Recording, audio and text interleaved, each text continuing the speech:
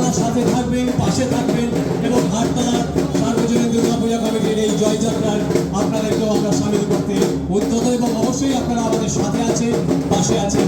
এইভাবেই এগিয়ে চলুক হাটতলা সার্বজনীন দুর্গোৎসবের বিজয় রথ।